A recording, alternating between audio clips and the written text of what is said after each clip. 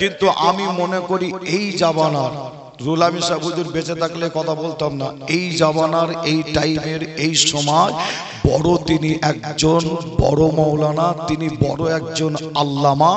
এবং পশ্চিম বাংলায় যদি রুহুল আমিন সাহেব হুজুরের পরে যদি কোনো যে শিক্ষিত জ্ঞানী মুফতি মানুষ যদি এই বর্তমান সময়ের কথা বলছি যদি থাকতে হয়, তিনি অন্য কেউ নয়, আমাদের মুফতি সাহেব হুজুর। একবার জোরে বলুন, আরো জোরে হবে না? আর একটু জোরে হবে না? এই হিংসায় তাদের বুক ফেটে যাচ্ছে, বুঝতে পারছেন না? এই হিংসায় তাদের বুক ফেটে যাচ্ছে, বিরুদ্ধে ফতোয়া দিচ্ছে কারা? তারা আবার ছোট ছোট বক্তা মৌলভী সাহেব। এটা আপনাদের কাছে খুব সহজ হয়ে গেছে, বাদুরিয়া থানার যুবকদের কাছে খুব সহজ হয়ে গেছে, তাই তো নাকি? একটা কড়া ধরনের ধরা লাগে, যা হয় হবে নাকি? কম বেশি আপনারা উত্তর দিয়ে দিয়েছেন কি চাচা? একটা কড়া ধরনের ধরা লাগেছে। আচ্ছা, একটা কড়া ধরনের ধরে ফেলি, যা হয় হবে। আচ্ছা, আপনারা বলেন তো দেখি, যে ধরেন কোন একজন নিশাখোর, মালখোর, নিশা করে সারা পান করে, দেখেন এইদিকে আবার নিশা করে চাপ নেই তো, আবার সমস্যা হয়ে যাবে। এই আলোচনা আর একটা জায়গায় করে আমি বিপদে পড়ে গেছিলাম। কেমন বিপদ জানেন? আমি জলসা করে এই আলোচনাটা করে জলসা করে নেবেছি আমার হুগলি জেলায়, ওখান থেকে নেবে আর একটা জায়গায় যাব, কিন্তু গাড়ির কাছে এসে দেখছি কি জানেন, একটা নেশাখোর মাথা গরম করে ফেলেছে, বুঝতে পারছেন না? নেশাখোর ফতোয়া হয়েছে এখানে, আর সে মাথা গরম করেছে অন্য জায়গায়। দেখবেন আবার এখন আবার কিছু আবার বক্তা আবার আছে, দেখবেন মাথা গরম করে ফেলে মাঝে মধ্যে বলছে মটকা গরম করবে না, বুঝতে পারছেন না? শোনেন না আপনারা? শোনেন না যে ও জানে না কার ব্যাপারে কথা বলছে, মটকাটা ভেঙে হাতে ধরিয়ে দেওয়া যাবে, জানে না, বুঝতে পারছেন না? বলছে বারুদ বারুদ, বলছে মটকা গরম করবে না। হ্যাঁ, আর ওই বুকার এইটুকুন জ্ঞান নেই, এক লরি বারুদ আছে, এক লরি কি বারুদ, আর ওই এক লরি বারুদকে তছনছ করে দেওয়ার জন্য একটা দিশলাই যে পুরো কাঠির প্রয়োজন পড়বে না, এক লরি বারুদকে ধ্বংস করার জন্য একটা দিশলাইয়ের কাঠি কিন্তু যথেষ্ট, ঠিক না ভুল? বলেন ঠিক না ভুল? একটা লরিতে এক লরি বারুদ আছে, শুধু একটা দিশলাই খালি এইভাবে দিয়ে না, খালি লরিতে ছুঁড়ে দিয়া কি থাকবে কিছু? আর লরি সহ সব উড়ে যাবে, বুঝতে পারছেন না? হ্যাঁ, আবার বাজারে ফচকে বক্তা বেরিয়েছে, আবার বলছে বারুদ মটকা গরম করবে না। আর আমি আসেমবিল্লাহ বলি মটকাটা ঠিক রাখবি, হাতে না চলে যায় মটকা, আবার বুঝতে পারছেন না? হ্যাঁ, মটকা খুলে হাতে না চলে না যায়, সাবধান। যে আসিম বিল্লাহ সিদ্দিকীর ব্যাপারে একটু ভালোভাবে জেনে শুনে কথা বলবে, যেমন ভালো যে আবার অন্যায় দেখলে আমি পিছু হাঁটি না, মনে রাখবেন। যে হ্যাঁ, যে আপনাদের ছোট ভাই ছেলে হিসাবে জানাই, ওই সমস্ত বিয়াদব বক্তাগুণ আবার মুফতি সাহেবের মতন মানুষের আবার ভুল ধরছে, আবার ঠিক বলছে না ভুল বলছে? বলে ঠিক বলছে না ভুল বলছে? ওই সমস্ত বিয়াদব যে আবার তাদের সাথে আবার একটা বুড়ো বয়স্ক আবার ঢুকেছে, বুঝতে পারছেন না? হ্যাঁ, সে আবার কোচি শাসছে, আবার সেও মুফতি সাহেবের বিরুদ্ধে আবার ভুল ধরছে, আবার বুঝতে পারছেন না? তবে আমি আসিম বিল্লাহ সিদ্দিকী মনে করি মুফতি সাহেবের নোকে যেটা আছে এদের ব্রেনটে সেটা নেই, ঠিক না ভুল? বলে আমি অন্য দিক দিয়ে বললাম না, এলেমের দিক থেকে বলছি, মুফতি সাহেবের নোকে যেটা আছে মনে রাখবেন ওদের ব্রেনটে অর্থাৎ মাথায় সেটা নেই। আমার আল্লাহ মুফতি সাহেবকে এই পশ্চিম বাংলায় বড় একজন মুফতি সাহেব করেছে, এবং আমি আসিম বিল্লাহ মনে করি আপনার রুহুল আমিন সাহেব হুজুরের সাথে মুফতি সাহেব হুজুরের তুলনা আসিম বিল্লাহ সিদ্দিকীও করে না। আপনারা কি করবেন বলে মনে হয়? আপনারা কি করবেন? মুফতি সাহেবকে আমরা রুহুল আমিন সাহেব হুজুরের সাথে তুলনা করি না। যে তবে এতটুকুন বলি, রুহুল আমিন সাহেব হুজুর ছিলেন এলেমের দরিয়া, এলেমের সাগর। আমরাও জানি আল্লাহ তেনাকে বহু এলেম দান করেছিলেন, এত এলেম ফুরফুরার মুজাদ্দিদুজ্জামান দাদা হুজুর পীর কেবলা রহমাতুল্লাহ আলাইহি রুহুল আমিন সাহেব হুজুরকে দেখে ফুরফুরার পীর উঠে, আমার আপনার পীর দাদা হুজুর উঠে দাঁড়িয়ে সম্মান দিতেন। জোরে বলুন, আরো জোরে হবে না? আল্লামা রুহুল আমিন সাহেব হুজুর ওই সময় দাদা হুজুরকে বলতো কি জানেন, হুজুর বিয়াদবি মাফ করবেন হুজুর, আপনি আমাকে দেখে উঠে পড়ছেন, এটা একটু কেমন লাগে না? লাগে তো নাকি? লাগে না? হুজুর ঠিকই বলছে। আল্লামা রুহুল আমিন সাহেব হুজুর বলছে, হুজুর আপনি আমাকে দেখে উঠে পড়েন, আপনি আমার পীর, আল্লাহ আপনাকে জামানার মুজাদ্দিদ করেছে, আপনি উঠে দাঁড়িয়ে পড়ছেন। ফুরফুরা পীর আবু বকর দাদা হুজুর তখন বলছে কি জানেন, বাবা রুহুল আমিন, আমি তোমাকে দেখে উঠিনি, তোমার মধ্যে যেটা যে এলেমটা আছে ওই এলেমকে দেখে আমি আবু বকর উঠে দাঁড়িয়ে সম্মান করি। জোরে বলো, আরো জোরে হবে না? তাহলে সেই রুহুল আমিন সাহেব হুজুরের সাথে যে মুফতি সাহেব হুজুর বলেন আর কোন ফুরফুরার পীর সাহেব পীরজাদা বর্তমান বলেন, তুলনা করা যাবে? তুলনা করা যাবে? কিন্তু আমরা কিন্তু তুলনা করি না। তবে এটাও আমি আসিম বিল্লাহ সিদ্দিকী বলি, আপনার মুফতি সাহেব হুজুর তিনি এত বড় শিক্ষিত, আল্লাহ এত এলেম জ্ঞান বুদ্ধি দিয়েছে, রুহুল আমিন সাহেব হুজুরের সাথে তুলনা করা যেমন ঠিক হবে না, পাশাপাশি এইটা বলতে হয় যে, পাশাপাশি এটাও জানাতে হয় যে আপনার দাদা হুজুর পীর কেবলার জামানায় দাদা হুজুর তিনাকে বড় মাওলানা বলেছিলেন, আল্লামা বলেছিলেন। কিন্তু আমি মনে করি এই জামানার রুহুল আমিন সাহেব হুজুর বেঁচে থাকলে কথা বলতাম না, এই জামানার এই টাইমের এই সময় বড় তিনি একজন বড় মাওলানা, তিনি বড় একজন আল্লামা। এবং পশ্চিম বাংলায় যদি রুহুল আমিন সাহেব হুজুরের পরে যদি কোনো যে শিক্ষিত জ্ঞানী মুফতি মানুষ যদি এই বর্তমান সময়ের কথা বলছি যদি থাকতে হয়, তিনি অন্য কেউ নয়, আমাদের মুফতি সাহেব হুজুর। একবার জোরে বলুন, আরো জোরে হবে না? আরো একটু জোরে হবে না? এই হিংসায় তাদের বুক ফেটে যাচ্ছে, বুঝতে পারছেন না? এই হিংসায় তাদের বুক ফেটে যাচ্ছে, বিরুদ্ধে ফতোয়া দিচ্ছে কারা? তারা আবার ছোট ছোট বক্তা মলিশাই, বুঝতে পারছেন? যদি হকের ওপরে, ন্যায়ের ওপরে, সত্যের ওপরে দাঁড়িয়ে যারা ইসলামের ক্ষতি করছে, কোরআনের ক্ষতি করছে, মুজাদ্দিদুজ জামান দাদা পীরের সিলসিলার ক্ষতি করছে, মুসলমানদের মধ্যে এক হতে দিচ্ছে না, আমরা যদি আপনার হকের ওপরে যদি দাঁড়িয়ে থাকি, আমার মনের বিশ্বাস আপনারা সংখ্যায় আমরা সংখ্যায় কম হলো আল্লাহর মাদাত আমাদের উপরে হবে ইনশাআল্লাহ। একবার জোরে বলুন, আরো জোরে হবে না? আপনারা নিশ্চয়ই আপনারা দেখেছেন একটা মাদ্রাসা আছে, নাম হলো খাদিজা মাদ্রাসা, আছে না? খাদিজা মাদ্রাসা আছে তো নাকি? যে আচ্ছা, এই খাদিজা মাদ্রাসা আপনারা জানেন, খাদিজা মাদ্রাসা মনে হচ্ছে এখান থেকে বেশি দূরে নাই, তাই তো নাকি? কাছাকাছি তো নাকি? না অনেকটা দূরে? অনেকটা দূরে নাকি? ও আমি তো বুঝতে পারছি না, আমি ওই দিক থেকে না এই দিক থেকে সব ঢুকেছি তো ঠিক বুঝতে পারছি না কতটা রাস্তা, বুঝতে পারছেন? যাই হোক, হ্যাঁ আপনার অনেকটাই রাস্তা, মোটামুটি 30-35 কিলোমিটার রাস্তা। আপনারা নিজেরা গিয়ে যদি ওখানে মাদ্রাসাটা দেখেন, আল্লাহু আকবার।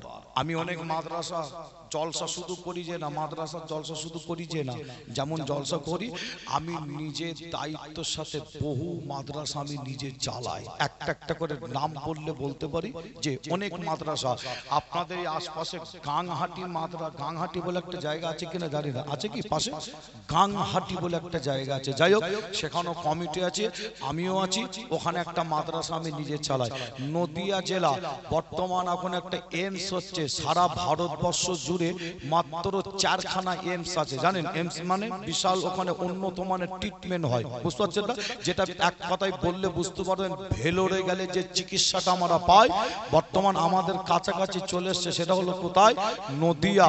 আপনার যেটাকে বলা হয় কল্যাণী বলা হয়, নাম শোনেন না? কল্যাণী এমস, ওখানে আউটডোর পেশেন্ট দেখা শুরু হয়ে গেছে যে, আর ওই এমস এর কাছাকাছি একদম রাস্তার এপিটে এমস আর ওপিটে একদম কাছাকাছি সেখানেও একটা মসজিদ মাদ্রাসা আপনার এলাকার মানুষজন আছে। আমি আসিম বিল্লাহ সেখানেও আমি জড়িত, অর্থাৎ দায়িত্বের মধ্যে আছি। যে আপনাদের বললে বুঝতে পারবেন, একদম নাম বলে দিচ্ছি যে কাঁটাবেলে গ্রামের নাম। যে আবার আপনাদের কাছে যদি বলতে হয় হাওড়া জেলা, আপনারা নাম শুনছেন, হাওড়া জেলা একটা জেলা আছে না? নয়? হাওড়া জেলা, থানাটার নাম হলো আমতা, গ্রামের নাম হলো আকনপাড়া। কি নাম? আকনপাড়া। সেখানেও একটা মাদ্রাসার আমি গুনাহগার দায়িত্বের মধ্যে আছি। যে আপনারা নাম শুনেছেন, এই আপনার অশোকনগর আপনাদের কাছাকাছি, তাই তো নাকি? অশোকনগর যে আপনারা নাম শুনেছেন নাদুরিয়া, নাদুরিয়া নাম শোনেন না? আমরাগাছি নাদুরিয়া, পাশাপাশি একটা পাড়ার নাম ভুলে যাচ্ছি, সেখানে আল্লাহর একটা মসজিদের কাজ চলছে। আমি নিজে নাম দিয়েছি মসজিদের নাম মুজাদ্দেদিয়া, আমার আব্বাজানের নাম দিয়ে মুজাদ্দেদিয়া উসমানিয়া মসজিদ। যে সেখানেও একটা মসজিদ আল্লাহরে, যে এইভাবে যদি নাম বলি অনেক নাম বলা যাবে।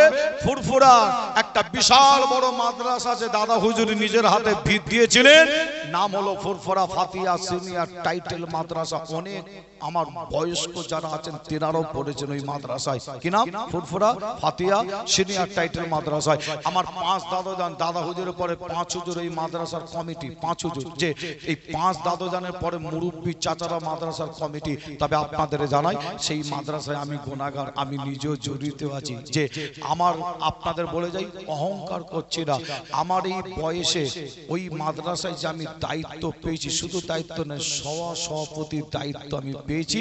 যে ফুরফুরা ফাতিয়া সিনিয়র টাইটেল মাদ্রাসা আমার নিজের চোখে দেখা, আজ পর্যন্ত এই বয়সে কোনো পীরজাদা আপনার ওই দায়িত্ব পাইনি এবং পালনও করে রে।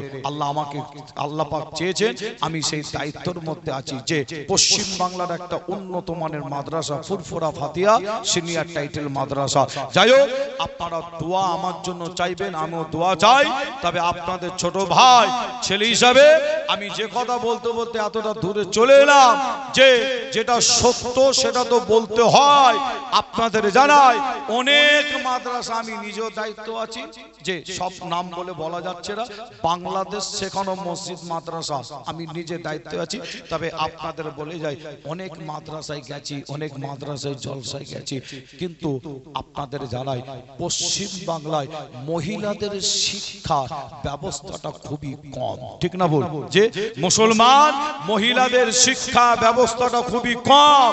যে আর এই শিক্ষা ব্যবস্থার জন্য আপনারা একটা নাম শুনেছেন, মুফতি রজব আলী ভাই। নাম শুনেন আপনারা? মুফতি রজব আলী ভাই, অর্থাৎ অল ইন্ডিয়া সুন্নাতুল জামাতের যে সংগঠন মিলে আল্লাহ করে যে একটা খাদিজা মাদ্রাসা করেছে। এত বড় মাদ্রাসা ভেতরে ঢুকে আমি নিজে দেখেছি, আপনারাও দেখলে যে আপনাদের জান ঠান্ডা হয়ে যাবে। আমি দেখেছি মাদ্রাসা দেখার পর আমার জান ঠান্ডা হয়ে গেছে। আমি নিজে দোয়াও চেয়েছি, আমি আল্লাহ আরো বড় করুক। যে এত বড় মহিলা মাদ্রাসা আমার মনে হয় পশ্চিম বাংলায়, অনেক মহিলা আছে কিন্তু আমার মনে হয় পশ্চিম বাংলায় এত বড় দ্বিতীয় কোন মহিলা মাদ্রাসা নাই। একবার জোরে বলুন সুবহানাল্লাহ। আরো জোরে হবে না? যে আপনারা যে টাকা দিচ্ছেন, সহযোগিতা করছেন, অর্থ দিয়ে, সময় দিয়ে অল ইন্ডিয়া সুন্নাতুল জামাতের বিভিন্ন মাদ্রাসা মসজিদের জন্য, আপনাদের টাকা কোনো বেকার হয় না। মনে রাখবেন, ঠিক জায়গায় পৌঁছাচ্ছে, কাজ হচ্ছে, খেয়ে নিচ্ছে যেটা। অনেকে বলছে না খেয়ে নিচ্ছে, বুঝতে পারছেন না? অনেকে বলছে না খেয়ে নিচ্ছে, ওদের আসলে চাঁদা তুলে খাওয়া অভ্যেস। যারা বলছে খেয়ে নিচ্ছে, আসলে ওদের চাঁদা তুলে খাওয়া অভ্যেস। তবে আপনাদের ছোট ভাই ছেলে হিসাবে আমি দোয়া চাই, বিভিন্ন পশ্চিম বাংলার সংগঠন আছে, বিভিন্ন দরবার আছে, আল্লাহ আমাদের প্রত্যেককে দ্বীনের খেদমত, ইসলামের খেদমত বেশি বেশি করার তৌফিক দান করেন। জোরে বলুন আল্লাহুম্মা আমিন। আরো জোরে হবে না? তবে দুঃখের সাথে কিছু কথা বলতে হয়। আপনারা জানেন এই মহিলা মাদ্রাসার আজকে কিছু মাওলানা বলা ভুল হবে, কিছু মৌলবী, আসলে কিন্তু এদের এলেম কালাম কিছুই নাই। এরা সেই মহিলা মাদ্রাসার আজকে বিরোধিতা করে ফতোয়া দিচ্ছে। ফতোয়া দিচ্ছে, শুনছেন না আপনারা? ফতোয়া দিচ্ছে। অথচ আবার আপনারা 5 বছর 7 বছর পিছন দিকে চলে যান, তারাই আবার ওই মহিলা মাদ্রাসার সাথে সম্পর্ক ছিল, আবার ওই মহিলা মাদ্রাসায় বসে বসে মুরগির রান ছিঁড়েছে আর খেয়েছে। হ্যাঁ, আবার ওই মহিলা মাদ্রাসায় গিয়ে তারাও আবার জলসা এক সময় করেছে, তখন কিন্তু তারা ফতোয়া কিন্তু দেয় নাই। কেন? মুরগির রান ছেঁড়ার ব্যাপার ছিল, বুঝতে পারছেন না? হ্যাঁ, আপনাদের ছোট ভাই ছেলে হিসাবে বলে যাই, এদের থেকে খুব সাবধান থাকবেন। তবে আপনাদের কাছে আলোচনা করতে করতে আমি চলে এলাম এতটা দূরে। আবার একবার একটু দেখতে চাই, আলোচনাটা ছেড়ে দিলাম কোথায়, একটু বলতে পারবেন? কোথা ছেড়ে দিলাম? বদরের যুদ্ধ আলোচনা করছিলাম, কিন্তু কোন জায়গায় ছাড়লাম? আমার আল্লাহ ওই বদরের ময়দানে যে হকের উপরে, ন্যায়ের উপরে, সত্যের উপরে ছিল 313টা মুসলমান, আল্লাহ আসমান থেকে একটা নাই দুটো নাই, বুখারী শরীফ সাক্ষী দেয় 5000 ফেরেশতাকে আল্লাহ নামিয়ে দিয়েছিলেন। কেন? ওই ফেরেশতারা এসে মুসলমানদের হয়ে কাফেরদের বিরুদ্ধে যুদ্ধ করবে। জোরে হবে না? আর একটু জোরে হবে না? আর একটু জোরে বলবেন না? মুসলমানের ঘরে ছেলে মেয়েরা, পাড়া তরুণেরা, আয়ামা নওজওয়ান যুবকেরা, পর্দার তোরালে মা বোনেরা, এ আমার নবী প্রেমিকেরা, তাই আপনাদের জানিয়ে দেয়া, হকের ওপরে, ন্যায়ের ওপরে, সত্যের ওপরে দাঁড়িয়ে থাকে, ইনশাআল্লাহ আল্লাহর মাদাদ আপনাদের ওপরে হবে। এ যুবকেরা, তাই আপনাদের জানিয়ে দেয়া, ওই বদরের জমিনে আমার আল্লাহ এই 5000 ফেরেশতাকে আল্লাহ যদি না পাঠিয়ে, আমার আল্লাহ পাক কিছু ফেরেশতা যদি আল্লাহ পাঠাতে, ওই কিছু ফেরেশতা এসে 1000 কাফেরকে কি ধ্বংস করতে পারতো না? এই যুবকেরা, আল্লাহ কিছু ফেরেশতা যদি পাঠাতো, ওই কিছু ফেরেশতা এসে 1000 কাফেরকে ধ্বংস করে দিতে পারতো। নবী প্রেমিকেরা, কিন্তু আল্লাহ কিছু ফেরেশতা পাঠালো না, 5000 ফেরেশতা। এত ফেরেশতাকে আল্লাহ কেন পাঠালো? হাদিস শরীফের মধ্যে একটা নাম পাওয়া যায়, বুখারী শরীফের মধ্যে একটা নাম পাওয়া যায়, যে নামটা আপনারা প্রায় টাইমে, প্রায় সময় শুনে থাকে। আমার আল্লাহ এই 5000 এত ফেরেশতাকে আল্লাহ পাঠানোর কারণ হলো, ওই বদরের জমিনে ইবলিস শয়তান হাজির ছিল। ইবলিস শয়তান ওই যুদ্ধের ময়দানে চুপ করে বসেছিল যে না। এ নবী প্রেমিকেরা, আমার মুসলমান ভাইরা, আমার মায়েরা, চাচারা, শুনে রেখে দিন, এই ইবলিস শয়তান এত কঠিন, আপনারা একটু লক্ষ্য করে শোনে। ইবলিস শয়তান ওই বদরের জমিনে চুপ করে বসেছিল যে না। ইবলিস শয়তান করছিল কি জানে? সে তার নিজের হাজার হাজার হাজার হাজার হাজার হাজার সৈন্য বাহিনীকে যুদ্ধের ময়দানে নামাচ্ছিল। ইবলিস শয়তানেরও সৈন্য বাহিনী ছিল। ইবলিস শয়তান মুসলমানকে হারানোর জন্য সে তার নিজের হাজার হাজার হাজার হাজার সৈন্য বাহিনীকে যখন যুদ্ধের ময়দানে নামিয়ে দেয়, আমার আল্লাহ আমাদের নবীর সেজদা, নবীর চোখের পানিটাকে আল্লাহ কবুল করে আল্লাহ আসমান থেকে 5000 ফেরেশতাকে আল্লাহ পাঠিয়ে দিয়ে ওই বদরের জমিনে দ্বীন ইসলামকে আল্লাহ জিন্দা করেছিলেন। আরো জোরে বলুন সুবহানাল্লাহ, আরো জোরে বলুন সুবহানাল্লাহ, নারে তাকবীর। আজও সেই বদরের ময়দান, বদরের জমিন আছে। আপনারা যদি মনে করেন নিজের চামড়ার চোখে দেখবেন, আপনারা দেখে আসতে পারেন। আমি নিজে সেই যুদ্ধের ময়দানে গিয়েছিলাম। আল্লাহ আমাকে নিয়ে গেছিলেন। মুসলমানের প্রথম যুদ্ধ, ইসলামের প্রথম যুদ্ধ, আমি নিজের চোখে দেখে এসেছি। আমি ওখানে গিয়েছিলাম। যে আপনি বদরের জমিন যাবেন কিভাবে? আল্লাহর রসুলের রওজা শরীফ, ওখান থেকে একটা প্রাইভেট কার গাড়ি ভাড়া করে বদর জমিন দেখতে যাবেন। আমরা বেশ কিছু হাজী সাহেব মিলে আমরা যুদ্ধের ময়দানটা দেখার জন্য যাচ্ছি। আল্লাহ রসুলের রওজা শরীফের ওখান থেকে গাড়ি ভাড়া করে কত কিলোমিটার যেতে হবে? 160 থেকে 70 কিলোমিটার রাস্তা। কত কিলোমিটার? 160 থেকে 70। যে চতুর্দিকে শুধু পাহাড়। যে আমরা হাজী সাহেবরা মিলে বদরের জমিন দেখতে যাচ্ছি গাড়ি করে। আল্লাহু আকবার। যখন বদরের ময়দান, বদরের জমিন, যুদ্ধের ময়দানে গিয়ে যখন পৌঁছে গেলাম, গাড়ি থেকে যখন নামলাম, যুদ্ধের ময়দানে পা রেখে দিয়ে আমরা যুদ্ধের ময়দানটা দেখে অবাক হলাম। আল্লাহু আকবার। সেই জমিন আজও আছে, আগে যেমন ছিল আজও তেমন আছে। আল্লাহু আকবার। দেখে অবাক হলাম কেন জানেন? আমরা দেখছি যুদ্ধের ময়দান, আমরা হাজী সাহেবরা ঘুরে ঘুরে দেখছি, দেখে অবাক হলাম এই কারণে, ঘুরে ঘুরে দেখতে দেখতে দেখছি বদরের জমিনটা উঁচু নিচু এবড়ো খেবড়ো হয়ে পড়ে আছে, উঁচু নিচু এবড়ো খেবড়ো হয়ে পড়ে আছে। আমরা অবাক হচ্ছি, ওখানে ঘুরতে ঘুরতে দেখতে দেখতে অবাক হচ্ছি এই কারণে, এই উঁচু নিচু এবড়ো খেবড়ো ময়দানে 313টা মুসলমান খাজুর গাছের ডাল হাতে নিয়ে 1000 কাফেরকে এই ময়দানে ঠান্ডা করে দিয়েছিল। জোরে বলুন, আরো জোরে হবে না?